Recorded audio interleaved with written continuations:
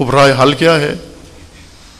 رائے حل وہی جو ائمہ معصومین نے ہمارے لیے رکھا ہے، اور یہ اگرچہ اپنی نوعیت میں ایک سانحہ ہے، وہ حادثہ ہے، وہ ناگوار واقعہ ہے، لیکن بشریت کے لیے ایک کہہ سکتے ہیں ہم خداوند تبارک و تعالیٰ کی طرف سے ایک عظیم اہتمام ہے۔ محرم و ایام عزاداری، عزا اسی چیز کا نام ہے، مسلسل قوم کو بیدار رکھنا اور اس کو بیداری کی دوا پلانا اور نشے کے آثار اس کے بدن سے باہر نکالنا۔ محرم کے اندر قوم کے رگوں میں جو نشے جا چکے ہیں ان نشوں کو باہر نکالنا اور اس کی جگہ پر بیداری کا مواد قوم کو پلانا، یہ دوا پلانا، تاکہ کبھی بھی نہ سوئے، نہ معمولی حالات میں نہ غیر معمولی حالات میں، اور عکس العمل دکھائے۔ یعنی اتنا ہوشیار و بیدار رکھیں آپ لوگوں کو، قوم کو، کہ عکس العمل کی حد تک آ جائیں۔ یہ عمل رسول اللہ کی رحلت کے بعد شروع ہوا۔ رسول اللہ نے امت کو بیدار کیا، مبعوث کیا۔ مبعوث جمود توڑ کر بیدار کرنے کو بعث کہتے ہیں۔ یعنی بعثا وہ چنگاری خاکستر جس میں کوئی آگ نہیں ہے، اس میں جا کر چنگاری کو اتنی ہوا دینا، پھونکے مارنا کہ وہ شعلہ بن جائے، بھڑک اٹھے۔ بجھی ہوئی چنگاری کو شعلہ بنانا یہ باعث ہے، سوئے ہوئے آدمی کو جگانا یہ باعث ہے، بے ہوش آدمی کو ہوش میں لانا یہ باعث ہے۔ یعنی باعث کے لیے، بعثت کے لیے دو چیزوں کی ضرورت ہے، ایک کہ سابقہ حالت جمود ہو، رکود ہو، جمود کی حالت توڑنا اور جمود کی حالت سے نکال کر بیداری کی حالت میں لانا یہ باعث ہے۔ رسول اللہ نے مبعوث کیا معاشرے کو، جمود توڑا اس کا، ہوشیار و بیدار کیا، لیکن دوبارہ پھر نشے پلانا شروع ہوئے، اور ان نشوں نے اتنا بے ہوش کر دیا کہ یزید سید الشہداء علیہ السلام کو یہ تعجب تھا جو آج ہمیں ہرگز نہیں ہے، ہمارے لیے بالکل معمولی بات ہے۔ وہ تعجب یہ کہ امام حسین کو کیا پڑی تھی کہ وہاں چھوڑ چھاڑ کے سب لوگ آرام سے اپنی بزنس میں لگے ہوئے تھے، معیشت میں لگے ہوئے تھے، کاروبار اپنا کر رہے تھے، امام حسین السلام نے اپنے گھر والوں کو لیا اور حکومت وقت کے خلاف، یزید کے خلاف قیام کرنے کے لیے کیوں؟ یہ سوال بن گیا ہمارے لیے، اور ہونا بھی ایسا ہی چاہیے تھا۔ یعنی ہمارے لیے یہی سوال اٹھنا چاہیے تھا کہ کیوں کیا امام حسین علیہ السلام نے یہ کام۔ امام حسین علیہ السلام کو بھی اپنا کوئی بزنس سوچنا چاہیے تھا، کوئی کاروبار سوچنا چاہیے تھا، اپنے بچوں کو پڑھانا چاہیے تھا، ان کو نوکریوں کا کوئی انتظام کرنا چاہیے تھا، آگے بہت سارے کام تھے وہ کرنے چاہیے تھے جو لوگ کر رہے تھے۔ یہ کیا کیا انہوں نے؟ سارے بچے اٹھا کے جا کے مروا دیے اپنے، خود بھی شہید ہو گئے۔ یہ آج تک شیعوں کے ذہن میں بھی سوال ہے۔ ان شیعوں کو دکھ صرف اس بات کا ہے کہ وہ مارے گئے بے دردی کے ساتھ، بس، اور کوئی مسئلہ نہیں ہے شیعہ کا آج، صرف یہ افسوس ہے کہ حسین مارے کیوں گئے بس۔ یعنی ہماری یہ آرزو تھی کہ وہ محفوظ رہتے، بے شک یزید حاکم رہتا، امام حسین بچ رہتے بھی۔ یہ شیعہ کی آخری وہ چیز ہے۔ شیعوں کو یزید سے کوئی سروکار نہیں ہے، یزیدیت سے کوئی سروکار نہیں ہے، ملوکیت سے کوئی سروکار نہیں ہے۔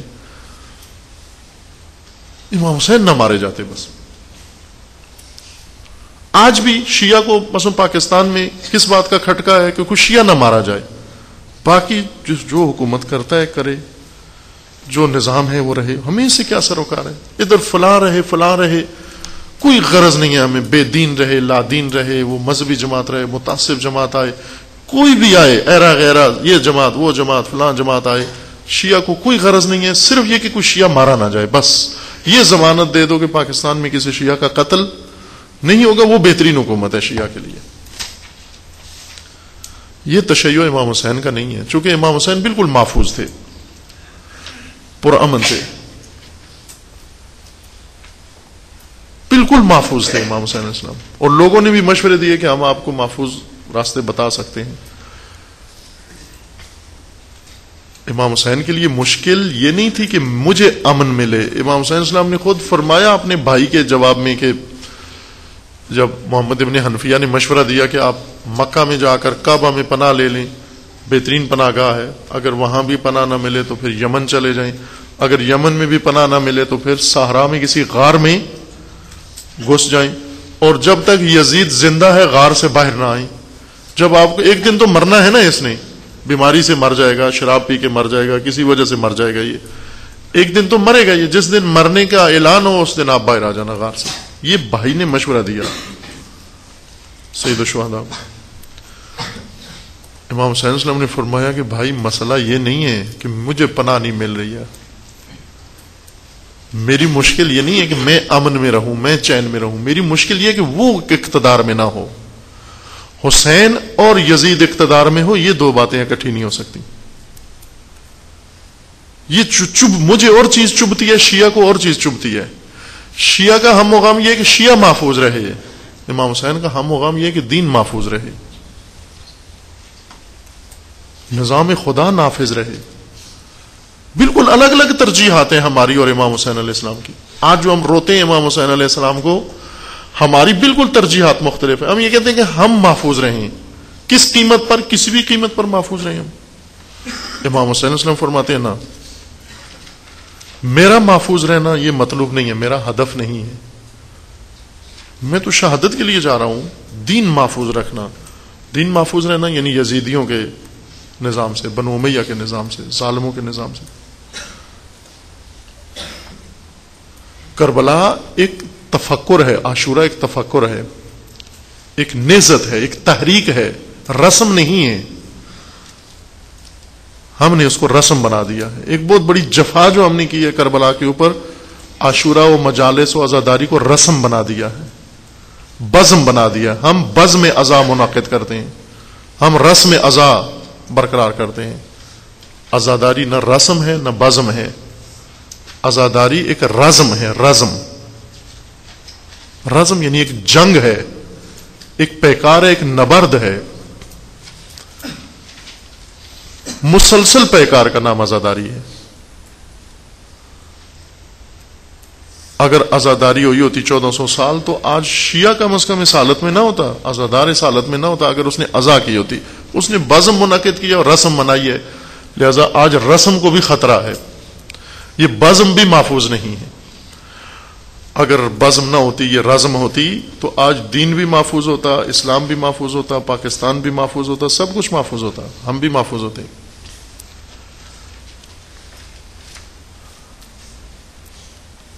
شوق نہیں چاہیے قوم کو، مسلسل بیدار رکھنے کے لیے تفکر چاہیے، ایشوز نہیں چاہیے۔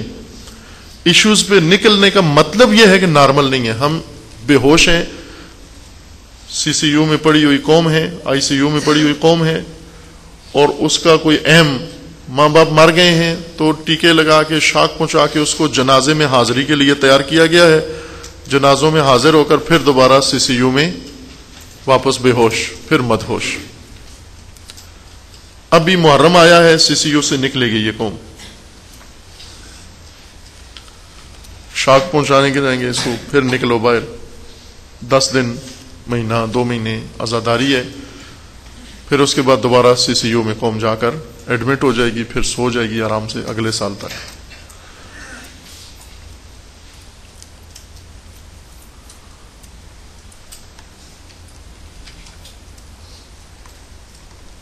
پاکستان میں عوام کی مشکل یہ بے حسی ہے، لہذا رد عمل نہیں دکھاتے۔ رد عمل دکھانے کے لیے احساس پیدا کرنا ضروری ہے۔ احساس پیدا کرنے کے لیے دین ہے، وہ دین کی ترویج کا بہترین ذریعہ کربلا و عاشورہ ہے۔ عاشورائی دین، کربلائی دین، یہ لوگوں کو بتانے کی ضرورت ہے۔ یہ پیغام کربلا نہ کہ رسم کربلا برپا کر کے آ جائیں، نہ کہ بزم عاشورہ منعقد کر کے آ جائیں اور داد لے کے آ جائیں اور داد دے کے آ جائیں، ہم کچھ کو جگا کے آ جائیں، کچھ کو نیند سے اٹھا کے آ جائیں، سلائیں نہ۔ حتیٰ یہ بزمیہ بعض جو انداز ہیں یہ سلانے والی لوریاں ہیں، کچھ تقریریں مجلسیں لوریاں ہیں قوم کو سلانے کے لیے، کچھ نوئے رباعیاں قصیدے لوریاں ہیں۔ یہ لوریاں جائز نہیں ہے پڑھنا۔ عموماً ہمارے مصلحین کہتے ہیں سر میں نہ پڑھو، وہ سر میں پڑھو بے شک، لیکن خدا را لوری نہ پڑھو۔ لوری ممنوع ہے، بیداری کا پیغام پڑھو. وہ کہتے ہیں یہ کہ سر نہیں ہونی چاہیے، باقی محتوا کیا ہو اس سے کوئی غرض نہیں رکھتے. مضمون کیا ہے؟ لوری ہے، وہ کہتے ہیں بس سر میں نہ پڑھو، بہترین عبادت ہے. یہ لوری پڑھنا کس طرح عبادت ہے؟ ایک قوم کو لوری پڑھ کے سنانا کیسے عبادت بن گیا ہے؟ اور پھر ثواب حضرت زہرا سے توقعات، حضرت امام حسین سے توقعات، اور پورے اہل بیت سے توقعات. یہ لوری کی توقعات کہ ہم نے لوری پڑھی ہے، انہوں نے سنی ہے. یہ پڑھنے اور سننے والوں کا اتنا قرض بڑھ گیا ہے اہل بیت پر کہ اب سارے اہل بیت مل کر بھی معاذ اللہ اس کو ادا نہیں کر سکتے. اتنی لوری مقدس پڑھتے ہیں ہم.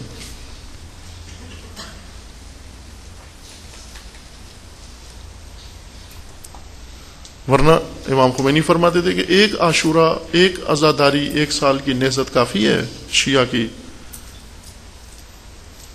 نجات کے لیے. اور امام خمینی نے کیا یہ کام. ایران میں عزاداری سے انقلاب نکلا، باہر آیا، بیداری آئی. لیکن امام نے لوریاں نہیں سنائی، وہ نشے اتارے. یعنی وہ خطبہ جس طرح حضرت زینب نے دیا تھا بازار کوفہ میں، وہ لوری نہیں سنائی تھی کہ سو جائیں سب. بیدار کیا حضرت زینب نے ان کو اس خطبے کے ذریعے سے. وہ عزاداری چاہیے.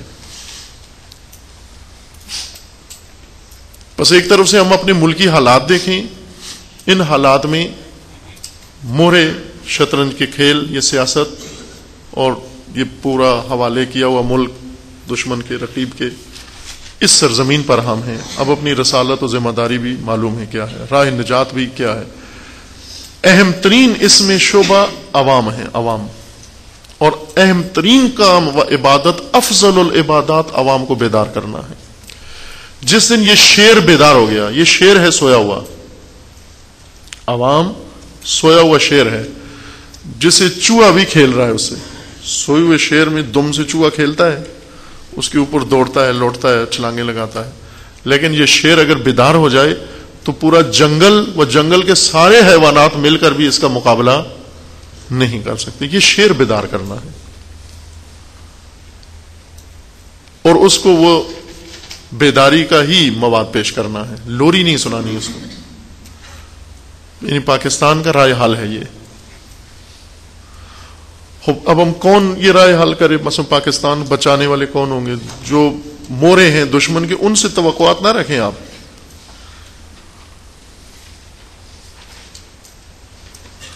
مثلا علامہ اقبال جس وقت تھے تو بہت بری حالت تھی. آج الحمدللہ پاکستان جیسی مملکت موجود ہے، ایک ملک موجود ہے، جیسا تیسا بھی آشفتہ و آشوب زدہ، لیکن بہت بڑی اللہ کی نعمت ہے کہ پاکستان موجود ہے. علامہ اقبال جب تھے تو نہیں تھی یہ صورتحال. انگریزوں کی حکومت تھی، پاکستان مسلمان دوری غلامی میں تھے، دبے ہوئے تھے، بہت سارے دباؤ کے نیچے تھے. علامہ اقبال نے بجائے اس کے کہ مہروں کا ساتھ دیں، وہ مہرے تلاش کریں، خود اترے میدان میں. نہضت اقبال تھی نہضت بیداری، نہضت بیداری تھی. لیکن مشکل اقبال کی یہ تھی کہ اقبال تنہا تھے. وہ اقبال کے گھر میں اقبال کا بیٹا بھی اقبال کا ہم فکر نہیں تھا. یہ تنہا مشکل ہوتی ہے بیدارگر رہبروں کی. قائد اعظم کے ساتھی بہت تھے، اقبال کا ساتھی کوئی بھی نہیں تھا. اقبال تنہا تھے. قائد اعظم کے ہم فکر بہت تھے. علامہ اقبال کا ہم فکر آج تک کوئی نہیں پیدا ہوا.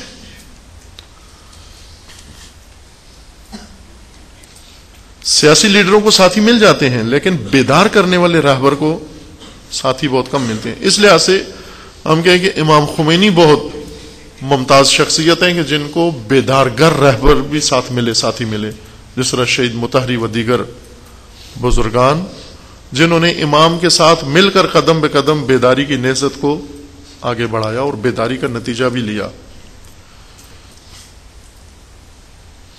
باقی بھی تھے بزرگان جو سیاست میں جنہوں نے بہت کچھ اچھا کردار ادا کیا، لیکن بیداری میں امام اور امام کے ساتھیوں نے بہت عمدہ کارکردگی دکھائی ہے. اقبال بھی اگر یہ کہتے کہ خوب میں سیالکوٹ میں پیدا ہو کر تو میں تو نہیں کر سکتا برصغیر کے مسلمانوں کو بیدار. کیوں نہیں کر سکتے؟